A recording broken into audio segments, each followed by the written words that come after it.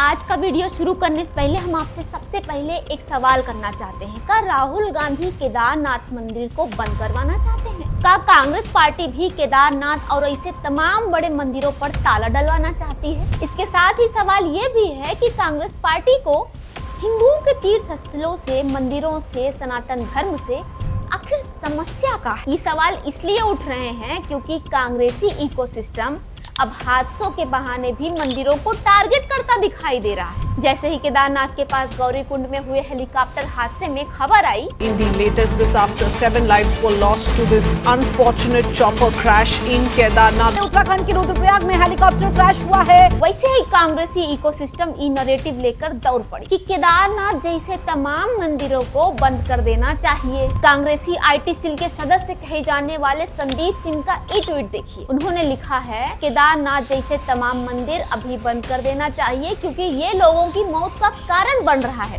ध्यान से सुनिएगा, मंदिर जो है लोगों की मौत का कारण बन रहा है। इसको हिंदू विरोधी मत समझो। अब सवाल ये है कि मंदिर हादसों का कारण कैसे बन सकता है? मंदिर में तीर्थ यात्री जाते हैं, ऐसे में कहीं किसी गलती या अव्यवस्था के कारण हादसा हो जाना समझ में आता है, लेकिन मंदिर के कारण हादसा होना किस तर्क से सही ठहराया जा सकता है भाई? और अगर इस तर्क को माने तो हर जगह को बंद कर देना चाहिए जहाँ लोग जाते हैं, क्योंकि जाते समय हादसे होने की संभावना रहती है। कहीं भी जाने के लिए घर से निकलते ही हादसा होने का डर रहता है, तो घर से निकलिए ही मत, घर में ही बंद हो जाइए। लेकिन कैसे? अब तो घर में बैठे बैठे भी हादसा होने का डर है। अहमदाबाद में आपने देख ही लिया होगा, तो घर में भी बंद नहीं रह सकते। अगर ऐसा ही तर्क रहा तो कल उठकर कोई भी कह सकता है कि बिजली के तार छूने से मौत हो जाती है, इसलिए सारे विद्युत केंद्र बंद कर दिए जाने चाहिए। या रेलवे क्रॉसिंग पर गलती के कारण किसी की मौत हो जाए तो भारत में रेलगाड़ियों को बंद कर देना चाहिए। कल को स्कूल जाते समय हादसा हो जाए तो स्कूलों को बंद करने को कहेंगे। ऑफिस जाते समय कोई घटना हो जाए तो ऑफिस बंद करने को कह देंगे। क्या मतलब? कम से कम कांग्रेसी इकोसिस्टम को ये तो बताना चाहिए कि हादसे के लिए मंदिर कैसे जिम्मेदार हो गया भाई।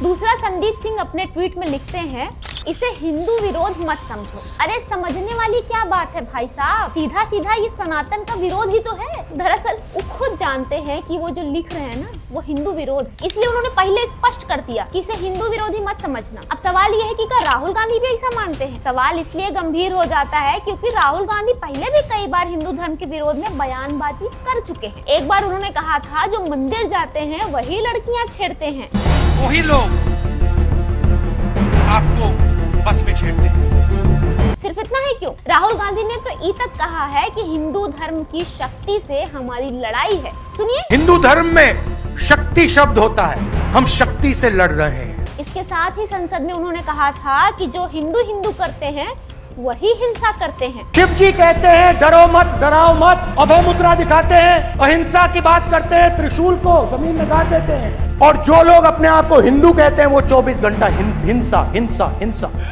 नफरत नफरत नफरत। ऐसे में सवाल ये है कि क्या अब कांग्रेस और राहुल गांधी केदारनाथ और देश के दूसरे बड़े मंदिरों के विरोध में उतरेंगे? क्या अपने IT सेल से ट्वीट करवा कर वो पहले देखना चाहते थे कि इस पर विरोध होगा या नहीं? अगर नहीं तो निश्चित तौर पर कांग्रेस पार्टी को सामने आकर स्पष्टीकरण देना चाहिए कि आधिकारिक तौर पर इस मुद्दे पर उनका क्या स्टैंड है। कांग्रेस IT सेल अब केदारनाथ मंदिर को बंद कराने का अभियान चलाती दिखाई दे रही। इसको लेकर आपका क्या कहना है, हमें कमेंट सेक्शन में जरूर बताएं। और अगर आपको हमारा वीडियो बढ़िया लगा हो तो इसको लाइक शेयर करना बिल्कुल ना भूलें, और ऐसे ही और वीडियो के लिए हमारे चैनल को सब्सक्राइब कर दें। जय हिंद।